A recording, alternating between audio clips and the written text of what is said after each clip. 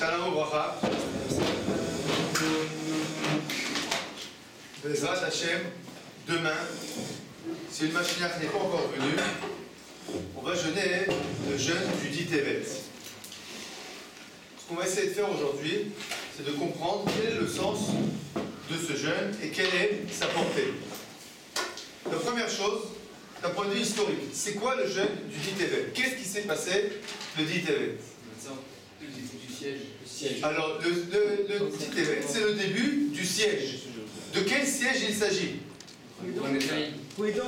Alors, le siège du premier temps. En effet, vous regardez dans le Rambam, vous allez devant vous dans le Daf Mekorot, dans le Rambam, ligne 6.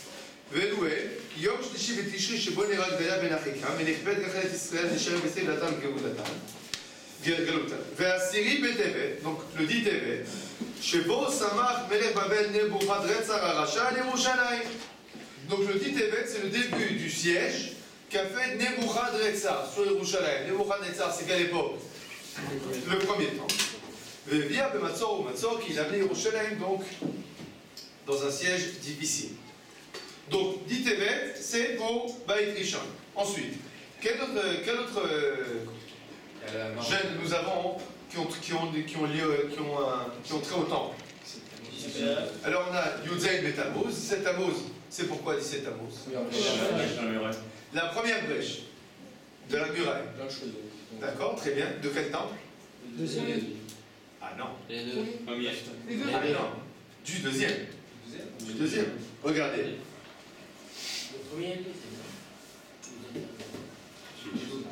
Regardez maintenant. Je continue le Rambam, on sait qu'on s'est arrêté. Veshiva Asar Betamuz, donc le 17 Tammuz.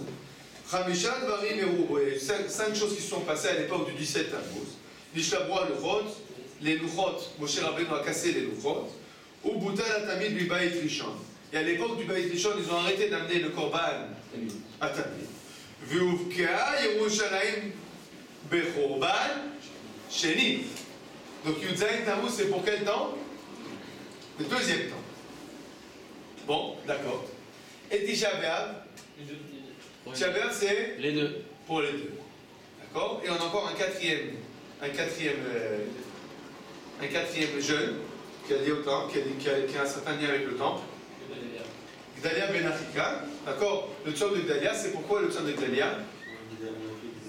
C'est que finalement, après Gdalia, tout a été perdu. À quelle époque?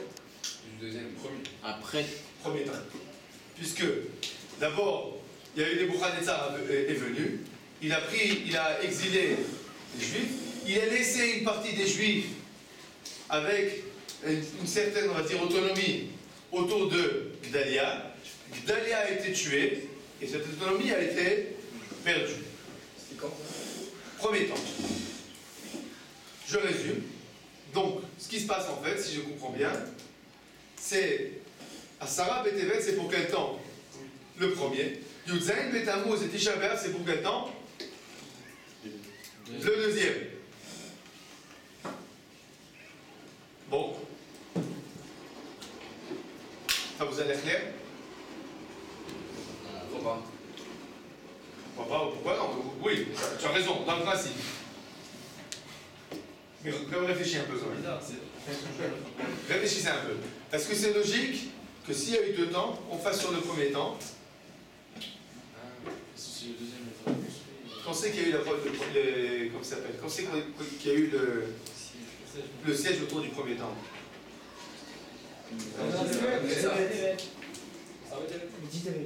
Le dit Tevet? Premier temps. Et le deuxième? Deuxième, on ne sait pas.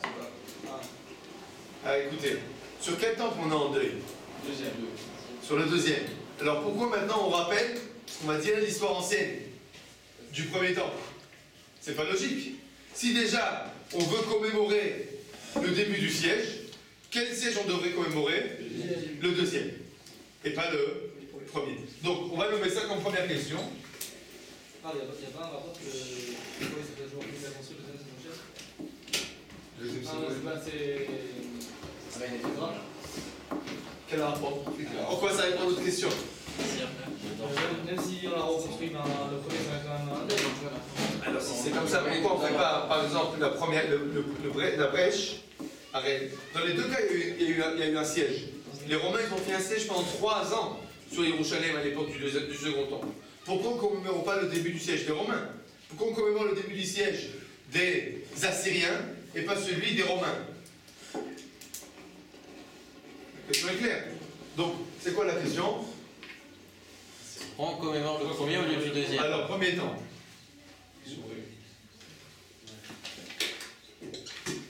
Bon, très bien.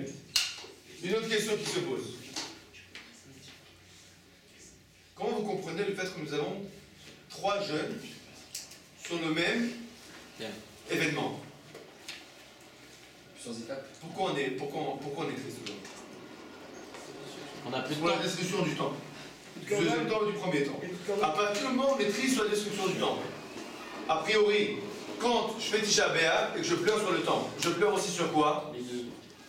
Bon, sur tout ce qui s'est passé. Maintenant, le temple, il a été détruit après qu'il y a eu des brèches et après qu'il y a eu un siège. Mais finalement, si je commémore dans le jeûne le second temple, la destruction du second temple, je commémore évidemment tout ce qui s'est passé avec. Donc pourquoi commémorer spécialement le début du siège? Il y a eu beaucoup de sièges dans l'histoire juive. Pourquoi spécialement ce siège-là? Quel sens? C'était une question. Je vois c'est pas répéter la question. Tu répètes la question? Non, je ne veux pas répéter la question. Je veux que toi tu poses la question. Si je répète la question au départ, je ne vais pas en train de dire maintenant apprends. Et après, deuxième question. Vis la question. La question, voilà, on te dit il y a trois jeunes sur quoi? Sur le temps. Sur le temps. Pourquoi? Quelle différence il y a entre ces 3 jeunes?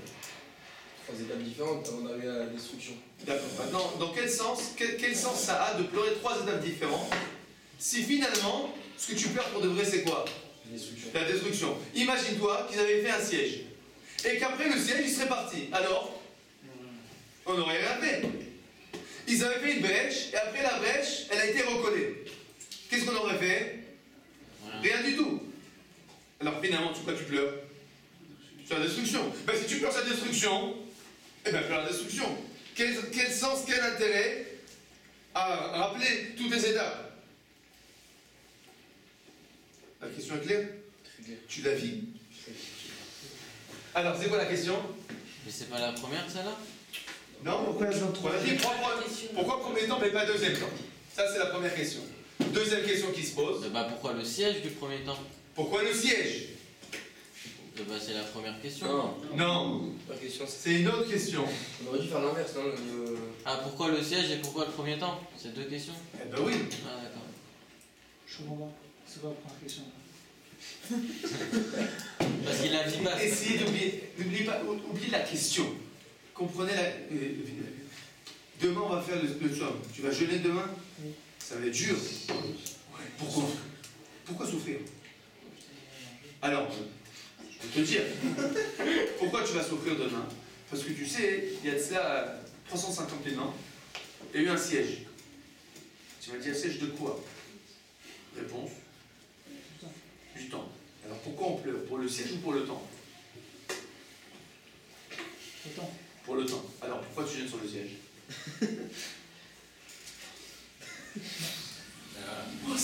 Moi aussi, je sais pas. Moi aussi, je pose la question comme toi. T'as compris? Bon. La question est claire? Les 2 questions sont claires? 3e question.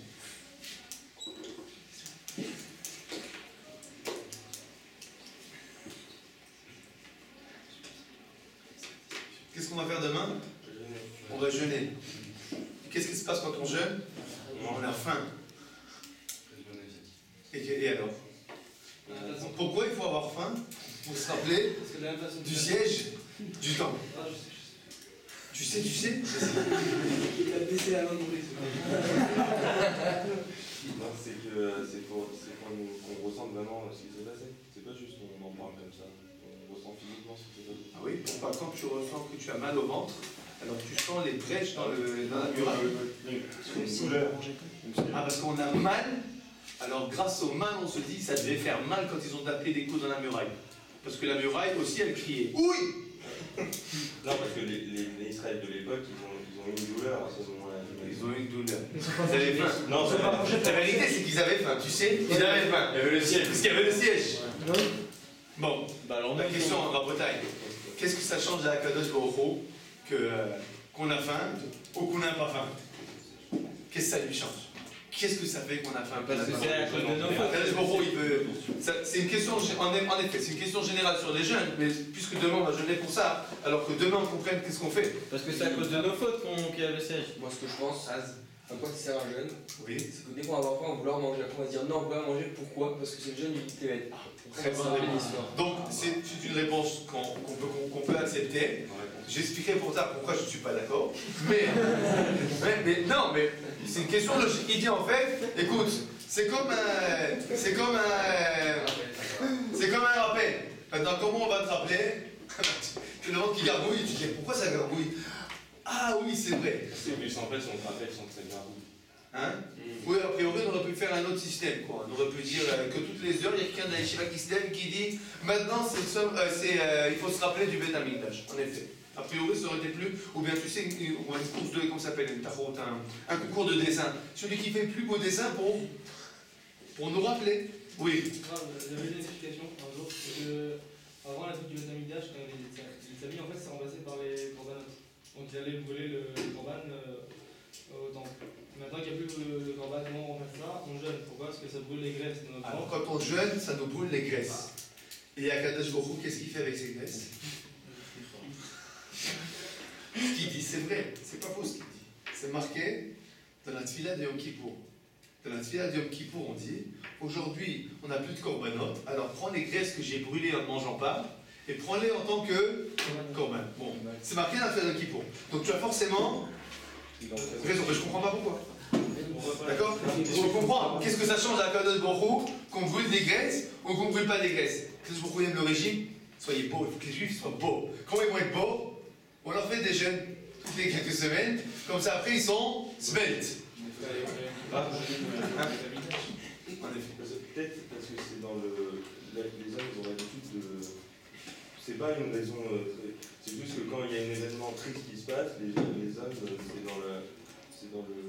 c'est dans l'habitude des hommes de jeûner. De jeûner. Enfin, Je sais pas, la vérité. c'est. Je vois pas. Écoute, c'est vrai, c'est des juifs. Mais je sais pas, je suis les chrétiens, peut-être qu'ils ont des jeunes aussi. Ils ont un jeune, ils ont un carême. Ils ont la carême, ouais. Bon, mais dans le principe, si tu veux, c'est une habitude, tu crois?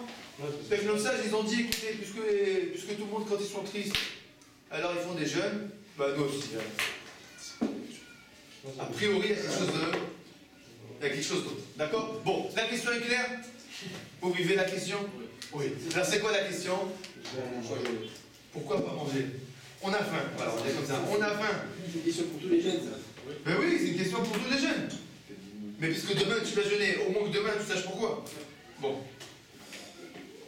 C'est clair? Bon. 3 questions. Est-ce que chaque question est claire? J'espère. C'est quoi la première question? Pourquoi on se rappelle du premier temps mais pas du deuxième? Deuxième question? Pourquoi on rappelle du siège et pas et pas que de la destruction? Troisième question, pourquoi le fait d'avoir faim, ça va changer quelque chose?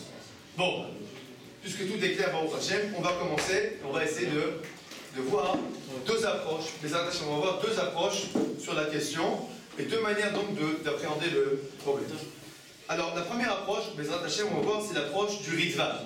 Rabbeinu Yom Tov Ben Alashvili, donc un rave de Séville. Alashvili, ça veut dire de Séville. D'accord. Alors qu'est-ce qu'il nous dit? Il nous dit, on regardait la ligne 17. Vacher ki moanav sham divrat somot bezaakatam. On a vu dans la Megillah, il y a écrit que les Juifs, ils ont reçu sur eux de faire la Megillah, comme ils ont reçu sur eux les jeûnes et les cris et les prières. C'est quoi ces jeûnes et ces prières dont il s'agit? Alors, nous dit le Ritva. Tu ne peux pas expliquer qu'il s'agit ici des jeûnes qui ont été institués par nos sages sur le Beth Mikdash, la destruction du temple. Verod, Ma inyan vezakatam l'arbat somon. Chez Mishum avlehem velo ayu lezaka. Parce que les 4 jeunes qui ont un lien avec le temple, ce sont des jeunes de deuil et non des jeunes de prière. Donc la Corban, notre graisse, etc. Comment est-il Riva? C'est pas ça. C'est pas qu'on vient maintenant expier nos fautes ou prier par l'intermédiaire du jeûne. Le jeûne, c'est pourquoi? Le deuil. Le deuil.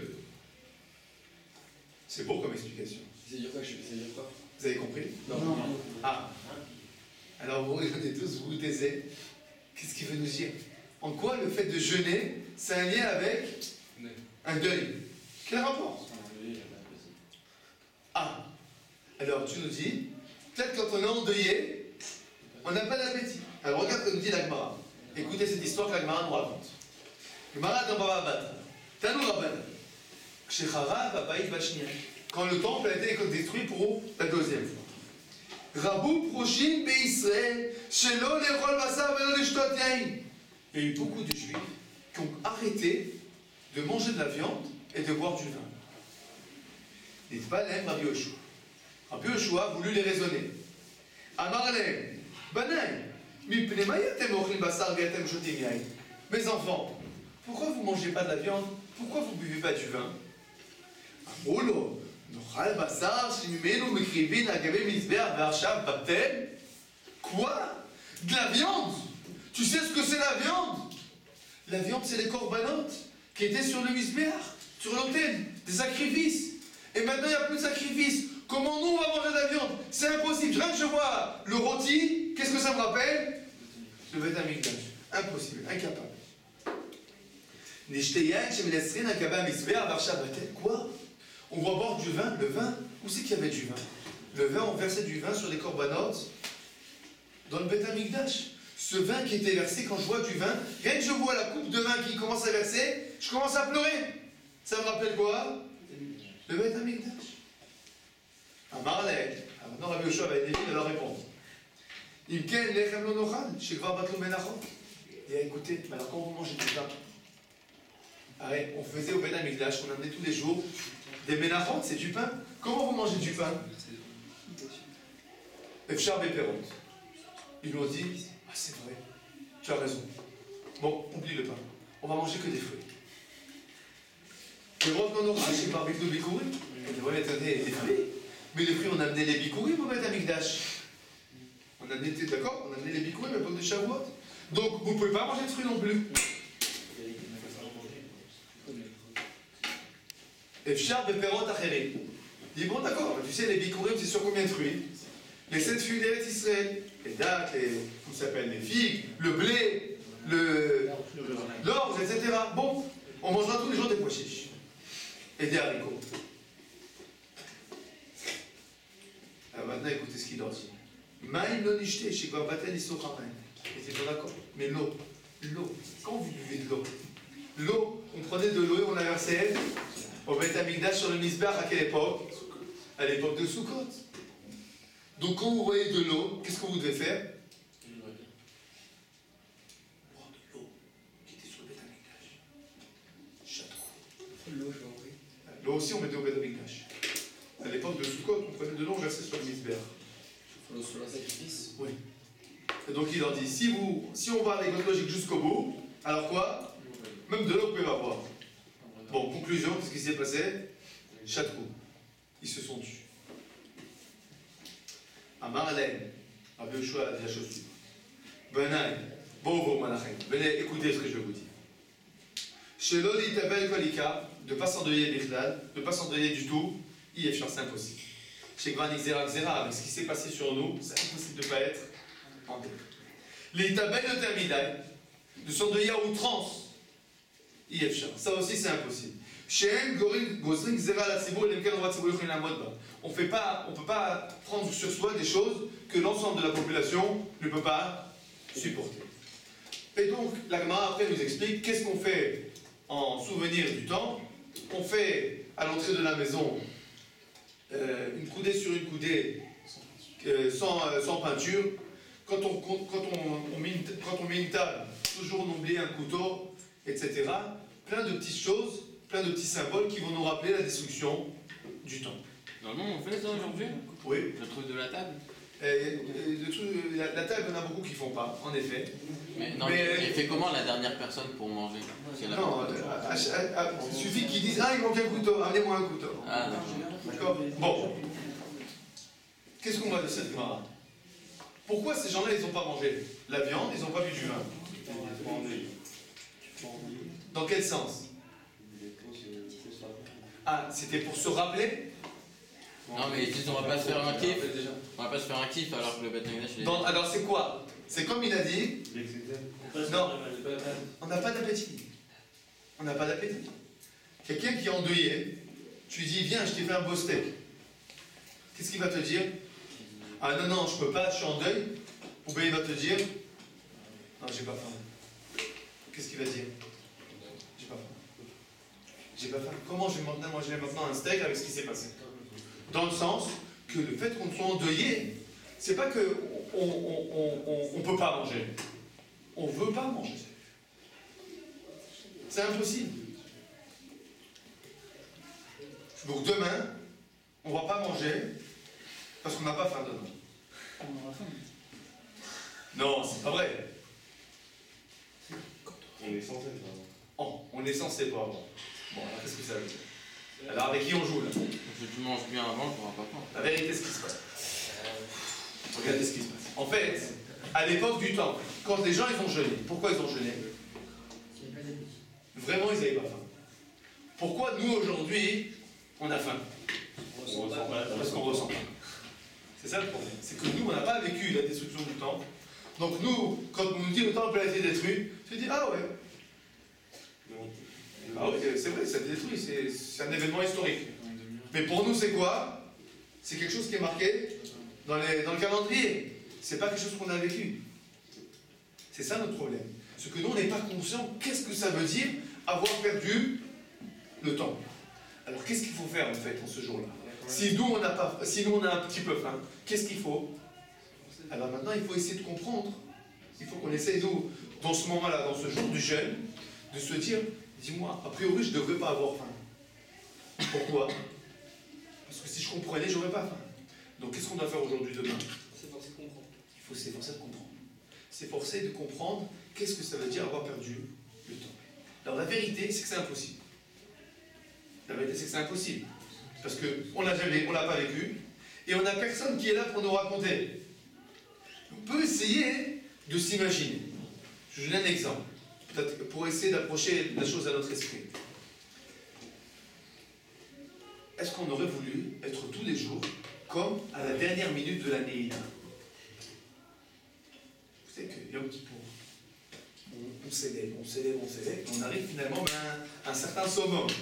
À l'époque de la Neila, plus ou moins, tous les Juifs, ils sentent au fond de leur tripes un amour très très fort pour Akadosh Baruch Hu et une envie de se donner complètement pour Akadosh Baruch Hu. Bon, on arrive ça une fois par an, après un travail de 365 jours, et après, toute la journée, on ne mange pas, on ne dort pas, etc. etc. Bon, imaginez-vous qu'au Beth Amikdash, rien que tu rentres, tu ressens ça. Alors, si c'est comme ça que tu rentres quand tu rentres au Beth Amikdash, qu'est-ce que tu ressens quand tu mets la korban, quand tu fais la tfila de Yom Kippour avec le Kohen Gadol pour de vrai, etc. etc. Est-ce que nous, on n'aurait pas voulu ressentir la même chose? On n'aurait pas voulu être, nous, tous les jours, en possibilité d'arriver à ce lien avec Akadosh Baruch Hu? C'est magnifique. Ça, on peut dire qu'au moins, on a perdu ça. C'est-à-dire que ce summum auquel on arrive une fois par an, ça, au moins, on l'a perdu. Tous les jours. Tous les jours. Donc, d'après le Ritva, si nous résumons, d'après le Ritva, pourquoi on ne mange pas? Pour faire un korban à Kadosh Baruch Hu? Pour avoir faim comme un réveil? Non, on ne mange pas parce que dans le principe, nous n'avons pas faim. Bon. On a répondu d'après les Ritva à la troisième question. Les autres questions, est-ce qu'on peut y répondre? Voyons la deuxième question. On a posé la question: pourquoi se rappeler, commémorer Le siège. Est-ce qu'on peut répondre à cette question au travers des paroles du Ritva? Compliqué. C'est compliqué. Compliqué? Rien de compliqué. Comme Rita, il n'en parle pas. Ah oui, il n'en parle pas. C'est pour ça qu'il faut réfléchir que je te pose la question.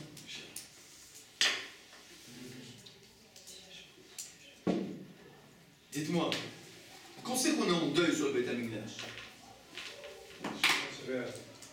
Tisha B'Av? Ok. C'est tout? En principe, on est en deuil Tout le temps. tous les jours. Et ces gens-là qui ne mangeaient pas la viande et qui buvaient pas du vin, quand c'est qu'ils ne mangeaient pas de la viande et qui ne buvaient pas du vin? Tous les jours. C'est-à-dire que dans le principe, si vraiment on ressentait la perte du Beth Amikdash, alors c'est pas quelque chose qui vient épisodiquement, c'est quelque chose qui est censé nous prendre quotidiennement. Alors pourquoi on ne fait pas ça? Pourquoi tous les jours on ne fait pas un jeûne? On fait il y a des signes dans les mariages à la fin. À chaque fois on fait un signe, etc. Mais pourquoi on ne fait pas un jeûne tous les jours? Pour la même chose. Pour la même, Énormément de signes, en effet. Pourquoi on ne jeûne pas tous les jours? pour la même raison qu'il a dit le Rav, qu'on ne peut pas. La réponse est toute simple. En vérité, dans le principe, on aurait dû jeûner tous les jours. Bon, si on fait comme ça, On peut plus vivre. on ne peut plus vivre. Alors, qu'est-ce qu'ils ont fait nos sages? Ils ont donné plusieurs dates. Dans quel sens ils ont donné plusieurs dates? C'est pas vraiment que tu es obligé de te rappeler le siège, le siège, le siège. Qu'est-ce qu'ils ont cherché nos sages? Un alibi pour donner plusieurs dates pour se rappeler du siège, du Beth Amikdash. Dans quel sens? Dans le sens qu'en fait on aurait dû jeûner tous les jours. Si on se rappelle que la destruction, un jour par an on se rappelle la destruction. On a posé la question, pourquoi on ne fait pas qu'un jeûne que sur la destruction? Alors qu'on va, un jour par an, on va se rappeler du Beth Amikdash. C'est comme ça que ça te fait mal, la perte du temple? Non, c'est censé te faire mal tous les jours. En fait, qu'est-ce qu'on cherche? On cherche les occasions, toutes les occasions possibles, pour se rappeler de la perte du temple. Alors, qu'est-ce qu'ils ont fait, nos sages? Ils ont dit, toutes les étapes. Bon, alors sur ça, on va faire un jeûne. Maximum. Le maximum. On va chercher toutes les occasions pour se rappeler. D'accord? Donc la question, c'est pas hein, pourquoi on fait toutes les étapes. La question, c'est pourquoi on ne gêne pas tous les jours? Et la réponse, c'est qu'on ne peut pas. Donc on fait au moins toutes les étapes. Oui? On ne fait pas le siècle du deuxième temps. Tu reviens à la première question. Excellent. Donc on a répondu déjà à la deuxième question d'après l'optique du rythme. D'après l'optique, on va poser maintenant la première question qu'on a posée. Pourquoi le premier temple et pas le deuxième temple? Alors, à cette question-là, le Ritva, il répond lui-même. Où c'est qu'il répond? On regarde dans les autres Mekorot. À la ligne 28. Réata, la véritable raison. Les filles, tout le monde savait que le second temple, il va être détruit. Et qu'on allait être en exil comme on est aujourd'hui. Pour tout le monde, la construction du deuxième temple, c'était pas quelque chose d'important, de significatif. Parce que le premier temple, en fait, il ne réparait pas la brèche. Le second temple ne réparait pas la brèche du premier temple. Pourquoi? D'abord, parce qu'en fait, nous savons qu'il y a une grande différence entre le premier temple et le deuxième temple. Quelle grande différence il y a eu? Dans le premier temple, il y avait la présence divine. Dans le deuxième temple, bon, c'était un joli monument. Mais la présence divine n'y résidait pas. Donc, quand tu vois le deuxième temple, est-ce que le deuxième temple te console sur le premier? Non. Il ne te console pas. Les filles rares, c'est pour ça que nos sages, quand ils ont le décret du jeûne sur le premier temple, quand le deuxième temple a été construit, qu'est-ce qu'ils ont dit? Bon, on met ça en attente. On va voir ce qui va se passer. Si le deuxième temple vraiment répare le premier temple, alors on annule. Mais si le deuxième temple ne répare pas vraiment le premier temple, alors on reste avec quoi? On reste avec le tsar, on reste avec l'endeuillement du premier temple. Et là, mon bisman, chez Shalom, de Simcha, Shalom, c'est-à-dire quand il y a la destruction du deuxième temple, chez Yud, Som, Gamo, Mixerat, Nevim, Rishon. Donc qu'est-ce qu'il nous explique le Ritva en fait? comme on a dit, c'est un jeûne de quoi? Un jeûne de deuil. Le deuil, il est sur quoi? Sur la perte de la présence divine. Quand c'est qu'on a perdu la présence divine? Au premier temps. Et donc en fait, qu'est-ce qu'on rappelle? Le premier. Donc c'est pour ça que, qu'est-ce qu'on va se rappeler dans l'événement maintenant? L'événement du premier temps. Bon. Parce qu'au deuxième, on n'a pas retrouvé cette présence. C'est quoi la En effet, C'est-à-dire. à l'époque du Beth Amikdash, du premier Beth Amikdash, il y avait énormément de miracles qui se passaient continuellement et qui témoignaient de la présence divine dans le Beth Amikdash. Notamment, il y avait une colonne, une nuée qui était tout le temps au-dessus du Misbéach. Et il n'y avait pas ça dans le deuxième? Il n'y avait pas ça dans le deuxième. Et comment alors les sacrifices ils se prenaient? Ils allumaient avec le feu. Ils allumaient humainement. C'était pas, il n'y avait pas tous les. Il y avait 10 miracles qui se passaient dans le premier temps et qui ne se passaient pas dans le deuxième temps. C'est quoi? Ça veut dire que. Mais ça ne servait à rien alors ce temps si Dieu ne résidait pas là. Non, c'est pas qu'ils ne servent à rien. Évidemment, il y avait une certaine présence. Mais si tu veux, par rapport au premier, ça n'a aucun rapport. C'est pour ça que le Navi, pardon, dans Ezra, il nous raconte que les vieux qui avaient connu le premier temps, quand ils ont vu le deuxième temps, qu'est-ce qu'ils ont commencé à faire? Ils ont commencé à pleurer. Ils ont dit, mais c'est pas ça, c'est un ersatz. C'est pas ce qu'on attendait. D'accord? Donc, on pleure vraiment sur quoi? Sur le premier. Bon, attendez, je vous entends louper, vous n'avez même pas rendu compte. Pourquoi? Ah là, voilà, très bien, bien joué. Pourquoi on fait 17 Tammuz sur le deuxième? Si on a expliqué que le premier, c'est le plus important, alors pourquoi on fait 17 Tammuz sur le deuxième? Bon, Tisha B'Av, c'est une question? Parce que l'exil a vraiment. Tisha B'Av, c'est une question? Non, il y avait les deux. Mais 17 Tammuz? Parce que l'exil a vraiment commencé à. Alors la vérité, la réponse elle est toute simple. La réponse elle est toute simple. À 17 Tammuz, en effet, le deuxième temple et le premier temple, il y a eu quelque chose. Les deux c'est en Tammuz. Le premier temple, la première brèche était le 9 Tammuz. Le deuxième temple, la première brèche était le 17. Donc les deux c'était le même mois. Pourquoi nos sages ont servi le deuxième et pas le premier? Réponse, parce que dans le deuxième, le 17 Tammuz, il y a eu 4 autres événements qui étaient tristes. Donc ils ont dit, puisque dans tous les cas c'est le même mois, on va aller sur la date où il y a le plus d'événements tristes. Mais en fait, la vérité, c'est que sur quoi on est vraiment triste le 17 Tammuz, pas sur la brèche du deuxième, sur la brèche du premier. Parce que le deuxième, c'était comme on a dit, un ersatz. Le premier, c'est ça sur quoi on est. C'est quoi un ersatz? Un ersatz, c'est un mot français. Ersatz. Ah oui, ersatz, c'est un mot français. Ça veut dire. Français, non? Oui, c'est un mot français. C'est un mot français. Ça veut dire quelque chose qui remplace, mais qui ne remplace pas pour de vrai. Vous pouvez l'écrire au tableau? E-R. Z-A-T, je crois. Ça veut dire que c'est quand c'est qu'il y a des ersatz, sur un autre jeu aussi le mot il apparaît beaucoup. Pendant les guerres, tu veux faire quelque chose. Tu n'as pas les matières premières pour faire ce que tu veux. Alors tu fais quelque chose qui ressemble. Par exemple, le lait de soja, c'est un ersatz de lait. Ça ressemble à du lait, mais c'est comme voilà, le RC Cola. Le RC Cola, c'est un ersatz. C'est pas du cola, c'est pas du coca. Tu comprends? Il y a le coq, il y a le vrai, et t'as l'ersatz, celui qui ressemble. D'accord? Maintenant c'est clair? D'accord. Alors, donc le Beth Amikdash c'est quoi? Un ersatz. Un ersatz de quoi? Du premier. Du premier. Bon. C'est clair? Hein? Non, c'est un mot en français. Moi, je l'ai appris en France. Non. Oui, c'est quoi la question? Attends, il avait. C'est clair? Ouais, la réponse à la fin, c'est que on n'a pas faim. En fait, on n'est pas. Nous, on a faim parce qu'on ne comprend pas ce qui se passe. Mais si tu veux, pourquoi ça a été institué? Pour nous permettre d'exprimer le fait qu'on n'a pas faim. Parce qu'au vérité, on n'a pas faim toute l'année. Mais on ne peut pas ne pas manger, on va mourir si on ne mange pas. Alors on dit, c'est quoi? Tu as le droit de ne pas avoir faim 4 jours par an. Oui. Donc c'est pour ça que 4 jours par an, on jeûne, pour ne pas avoir faim. Non, pour exprimer le fait qu'on n'a pas faim toute l'année. Ah, d'accord. Je donne un exemple. Quelqu'un qui est en deuil.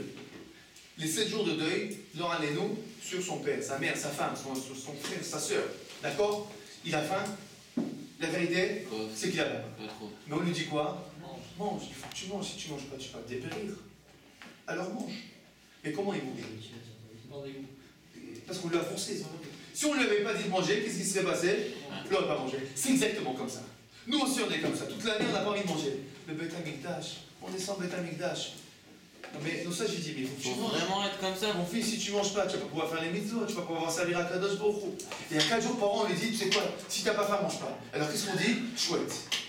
Aujourd'hui, on peut le pas manger. Faut vraiment être comme ça toute l'année, manger avec Le un peu Shabbat, de il y a dégoût des et un. C'est exactement de la comme ça vertu. qu'on est censé être. Alors, il y a pas mal Si on comprenait vraiment ce que ça veut dire, avoir perdu le Beth Amikdash. Alors, faut- Notre problème à nous, c'est qu'on ne comprend pas. Mais si on comprend que c'est comme ça que nos sages ils voient les choses, on comprend quel travail on a à faire Mais alors, pour pourquoi on dit comprendre.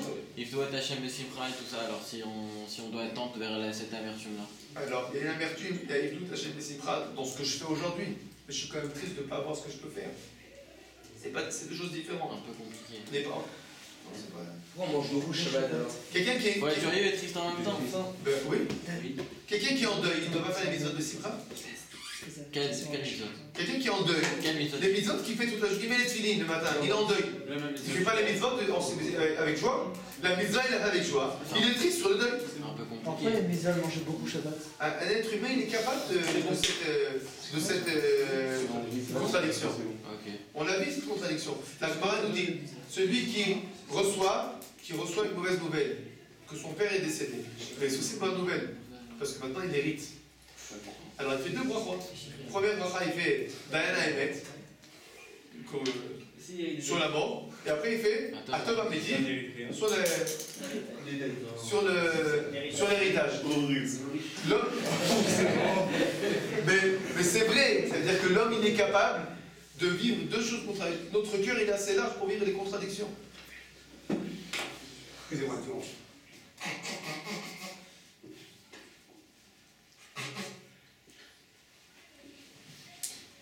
Bon, dernière question et on passe au deuxième sujet. Pourquoi les Mézal mangeaient beaucoup Shabbat?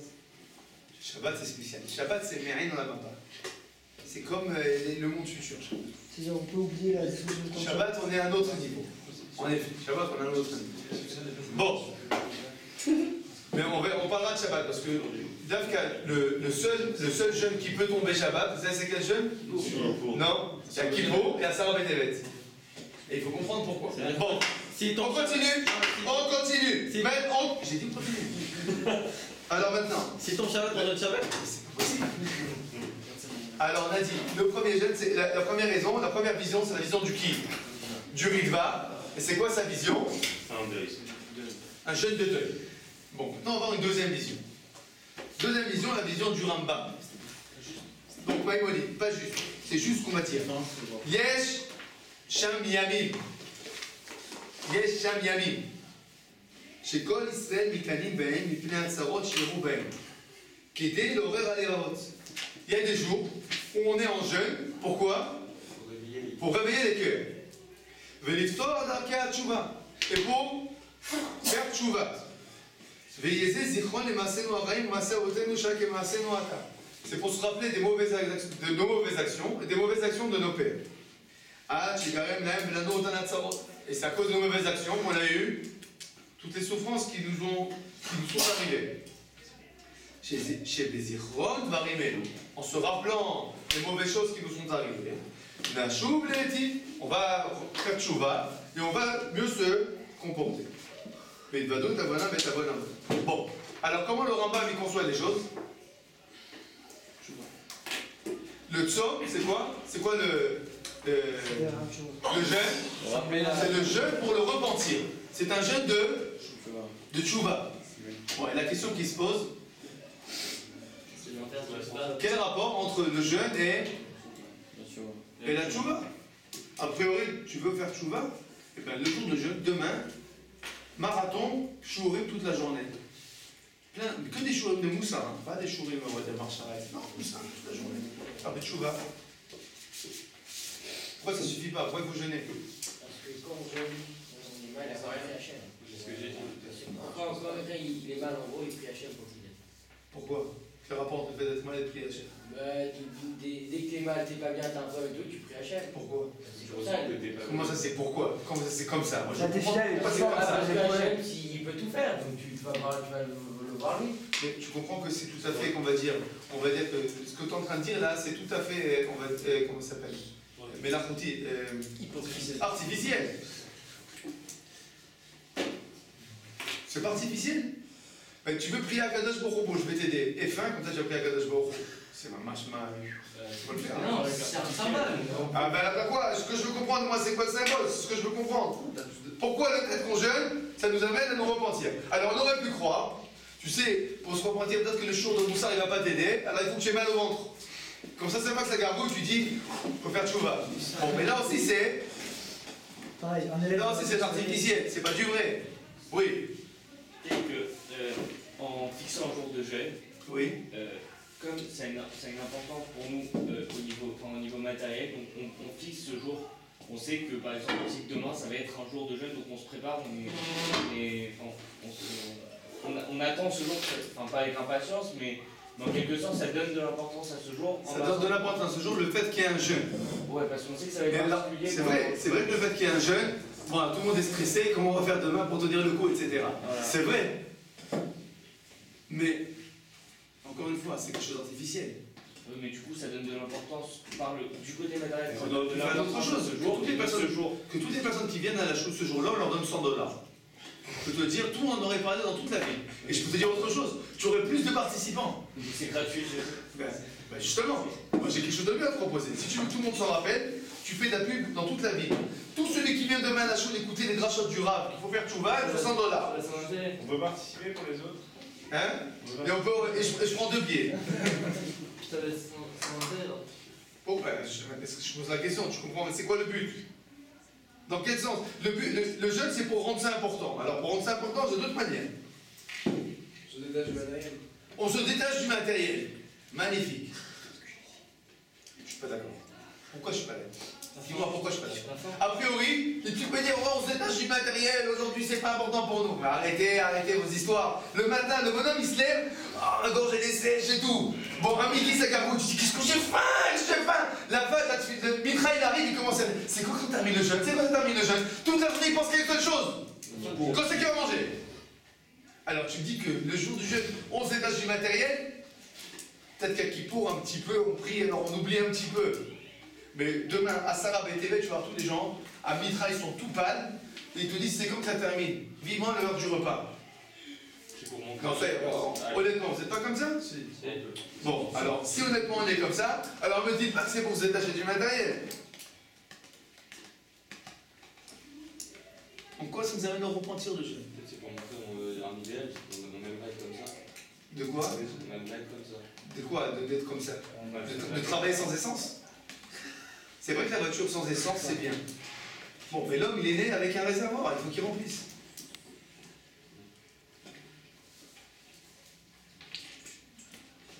Comment ça, la langue gauche? Non, réfléchissez. Pourquoi le fait qu'on a faim, ça nous amène à nous repentir? Parce que c'est un truc qui. On ressent un manque. On ressent un manque. Et alors? Alors comme on ressent... On sent une souffrance. Et alors? On a un manque physique. Et alors, qu'est-ce que ça nous montre tout ça? Ce manque physique, que à notre corps, notre neshama, elle a ce manque physique avec la Torah. Elle a ce manque. C'est beau. Non, c'est vrai, c'est beau. Mais je sais pas si tout le monde y pense comme ça, tu vois. Ouais. Non mais on va dire... De la même manière que quoi, il va se renouveler en mangeant pas et en remangeant ensuite, mais aussi notre âme, elle doit elle aussi se renouveler. Je te dis, le jeûne, quoi, c'est un super régime, ça permet que le sang il se régénère. C'est une allégorie à ce qu'on doit faire aussi. Oui, nous aussi, il faut qu'on se régénère. Ouais. C'est vrai aussi. Tout ce que vous dites, c'est vrai, je dis pas que c'est faux. Mais a priori, si le Rambam me dit que le jeûne, il amène au repentir, il y a quelque chose d'autre dans ça. Bon, je vais vous dire comment moi je comprends les choses. Tout simplement, le fait qu'on a faim, ça nous montre qui nous sommes. À savoir, des minables, des humanités, des clownikim. C'est-à-dire quoi? Un homme, tu lui donnes pas à manger 3 heures, qu'est-ce qu'il commence à faire? qui commence à trembler, il a des sueurs, il a faim. Et qu'est-ce qu'il comprend en fait? Donc plus psychologique, d'accord. Psychologiquement, au bout de 3 heures, au bout de 3 jours, c'est plus psychologique. Bon, d'accord. Pourquoi au bout de 3 heures, la psychologie elle fait? Parce que tu sais que si ça continue comme ça, c'est ce qui va se passer. Dans le sens, quand on ne mange pas, qu'est-ce qu'on ressent? À quel point on est dépendant. À quel point un homme, finalement, c'est rien.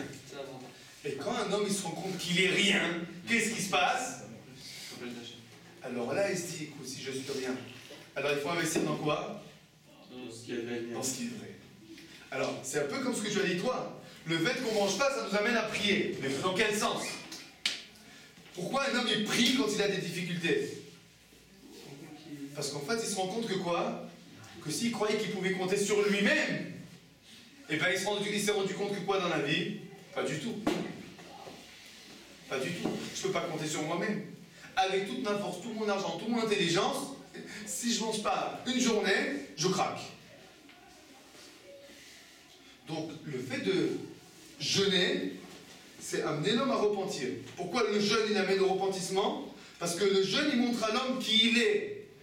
Il te rappelle qui tu es. Au jour le jour, quand tu manges, quand tu dors, quand tu es en pleine forme, qu'est-ce que tu sens?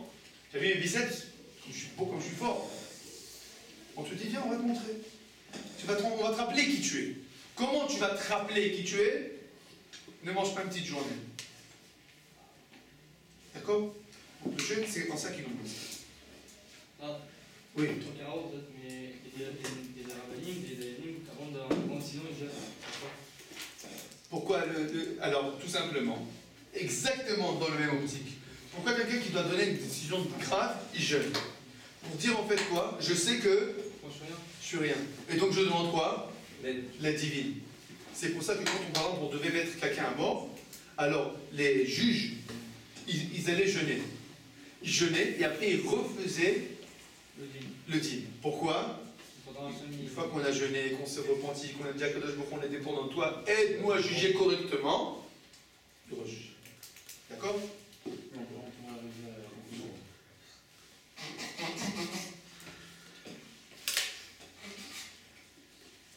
Oui. On va arriver à la conclusion qu'on n'est pas dépendant d'achat, mais on est dépendant de la nourriture. Pourquoi? On n'est pas dépendant d'achat, mais on est dépendant de la nourriture. Non, quand tu es dépendant de la nourriture, tu te rends compte qu'en fait tu es dépendant de rien du tout. Ça veut dire que le fait qu'on soit dépendant de la nourriture, ça veut dire qu'on est autonome en rien. Hein? On est dépendant de tout. Et donc si on est dépendant de tout, on va chez qui? Chez celui qui est propriétaire de tout. Bon. C'est clair? Bon, on a compris d'après le Rambam pourquoi c'est bien qu'on ait faim. Bon, maintenant il faut comprendre d'après le Rambam pourquoi le siège.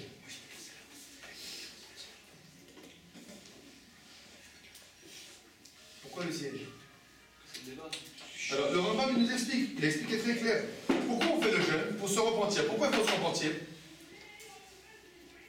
Pour se dire que quoi? Nos pères ils ont fait des fautes, ces fautes ont eu des conséquences, des répercussions. Alors qu'est-ce qu'on fait nous maintenant? On fait quoi maintenant? Regardez ce qu'on fait. Qu'est-ce qu'on fait? On refait tout quoi? On refait tout le cycle. Pourquoi? Pourquoi on refait tout le cycle? Comme on l'a dit au début du cours. Imaginez-vous qu'il y a eu le siège et que les Juifs ont fait tchouva. Qu'est-ce qui serait passé? Ça serait arrêté là. On n'aurait aucun jeûne. Bon, ils ont eu une première alerte. Premier carton rouge. Le siège. Qu'est-ce qu'ils ont fait les Juifs? Continuent à jouer. Ils continuent à jouer. Deuxième carton rouge. C'est quoi? Yudzen Betamuz, la brèche. Ils continuent à jouer. Ben, goal. C'est terminé. Vous avez perdu. Alors, pourquoi nous on se rappelle tout ça? Parce que pourquoi on jeûne? On a dit on jeûne pourquoi? Pour se rappeler qu'il faut faire tchouva. Comment on va se rappeler qu'il faut faire tchouva? Alors c'est important aussi de voir que finalement, dans la vie on a plusieurs étapes, on a plusieurs avertissements. Et il faut qu'on apprenne de nos pères. Nos pères ils ont eu des avertissements, qu'est-ce qui s'est passé? Qu'est-ce qui s'est passé avec ces avertissements qu'ils ont reçus? Ils n'ont pas écouté. Ils se sont... Et le Rambam dit comme ça, il n'y a rien de plus cruel qu'à Kadosh Baruch Hu, il t'envoie des épreuves, et au lieu de faire tchouva, tu continues. Pourquoi c'est cruel? Tu es cruel avec toi-même. Akadosh Baruch Hu, il veut t'aider, il te lève le carton rouge, il te dit attention, avertissement, qu'est-ce que tu dis? C'est bon, je continue. Mais je t'ai prévenu. Moi, Akadosh Baruch Hu, je veux pas te faire du mal. Je veux que tu te réveilles. Alors qu'est-ce que nous on fait maintenant? Si on se fait si on avait fait que Tisha B'Av, qu'est-ce que ça veut dire? Qu'on pleure que sur quoi? Que quand c'est perdu. Et c'est pas là qu'il faut pleurer. Quand c'est qu'il faut pleurer? Il faut pleurer quand tu as encore quelque chose à faire. Donc, a priori, c'est quoi le jeu le plus important? Celui-là. C'est celui-là. Parce qu'à Sarah Betevet, si on avait pleuré à ce moment-là, qu'est-ce qui se serait passé? On aurait vidé tous les problèmes. Donc, le Rambam, dans son optique du jeûne comme un jeûne de repentir, le Sarah Betevet, c'est un jeûne très important. Parce que c'est là qu'il fallait se repentir. Pour le jeûne à Guédalia, qu'est-ce qui se passe après la destruction? Ah, c'est une autre question. La vérité que le jeûne Guédalia, c'est quelque chose aussi à expliquer. Les attachés, si on a un peu de temps, peut-être on le fera, mais je te promets pas. Mais c'est une question importante. Et c'est pour ça que ça peut tomber Shabbat. On va expliquer aussi, en effet, la période où ça peut tomber le Shabbat, c'est très logique. Mais je reviendrai plus tard sur le Shabbat. Pourquoi le premier temps? Bon, pour expliquer ça, j'explique quelque chose, une très belle explication du Yaharot Dvash. Yaharot Dvash, c'est Rabbi Yonatan et Bishbis. Lui, il a expliqué la chose comme ça, très important à comprendre. Il a dit, sache-le, le deuxième temple, c'était une classe de rattrapage. Dans quel sens? À l'époque du premier temple, les Juifs sont sortis en exil. Qu'est-ce qui s'est passé au bout de 70 ans? Le Navi, comment ça s'appelle? Dans Ezra, s'est raconté. Au bout de 70 ans, toute la population était assimilée, mariée avec des goyotes. Imaginez-vous qu'il n'y aurait pas eu de deuxième temple. Qu'est-ce qui se serait passé? Le peuple juif aurait été perdu. Akadosh Baruch Hu, il a dit, écoute, je leur ai fait l'exil, mais je ne veux pas les perdre. Qu'est-ce qu'il nous a fait? Bon, revenez, je vous fais un petit temple encore. Pourquoi? Qu'est-ce qui s'est passé au second temple de très important? La Mishnah. À l'époque du second temple, nos sages, quand on est revenu en terre, ils ont compris quelque chose. Qu'est-ce qu'il faut faire maintenant? Il faut tout écrire. Pourquoi? Parce qu'ils ont compris que quoi? Que ce second temple, c'est quoi en fait? C'est rien que la préparation à l'exil qui est obligé de venir. Exil sur quoi? Sur le premier. Seulement, on n'aurait pas pu supporter de passer du premier temple à l'exil. Qu'est-ce qu'il y a à Kadosh Baruch Hu? Un deuxième. Pourquoi? Pour pouvoir nous permettre de nous préparer. C'est comme ça qu'il explique le Yaharot Vash. Si on comprend ça, on comprend en fait que le premier c'est quoi en fait? Que dans le premier temple, il y avait déjà écrit la destruction du deuxième. Ça va dans quelle optique? L'optique du Rambam. Le Rambam il nous dit en fait, il faut savoir être mature dans la vie. C'est quoi la maturité? C'est quoi quelqu'un qui est mature? Pardon? Prendre la vérité. C'est aussi une maturité. Mais c'est quoi la maturité? Conscient de la réalité. En effet, dans quel sens? Qui voit ce qui va se passer. La maturité, c'est être capable de voir ce qui va se passer. Un petit bébé, il n'est pas mature. Pourquoi? Ben, il voit une prise, ben, il dit, ah, c'est sympa, il rentre les doigts. Qu'est-ce qu'il fait pas comme calcul? Qu'est-ce qui va se passer après? Il voit une pomme, elle est empoisonnée, il voit une pomme, il pose pas la question à qui elle est. Qu'est-ce qu'il fait? Il la mange. Bon, pourquoi il n'est pas mature? C'est son copain qui était propriétaire de la pomme, il n'a pas ses affaires. Donc il n'est pas mature. Quelqu'un qui est plus grand, qu'est-ce qu'il fait? Il réfléchit. Est-ce que cette pomme-là, j'en ai besoin, j'en ai pas besoin, il faut que j'achète, etc. Plus quelqu'un il est grand, plus il est mature, plus il croit en fait, plus il réfléchit aux conséquences de ses actes. Donc en fait, le jeune, il veut nous amener à quoi en fait? À être des gens matures. À réfléchir aux conséquences de nos actes.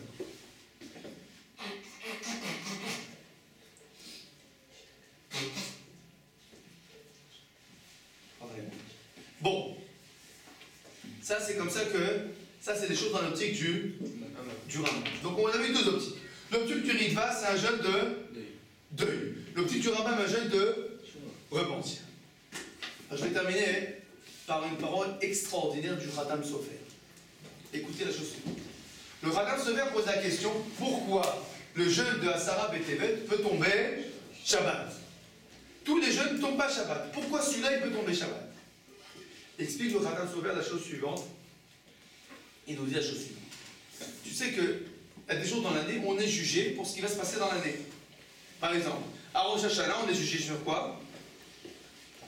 Est-ce qu'on va vivre? Est-ce qu'on va pas vivre? À tout Bishvat, qu'est-ce qui est jugé?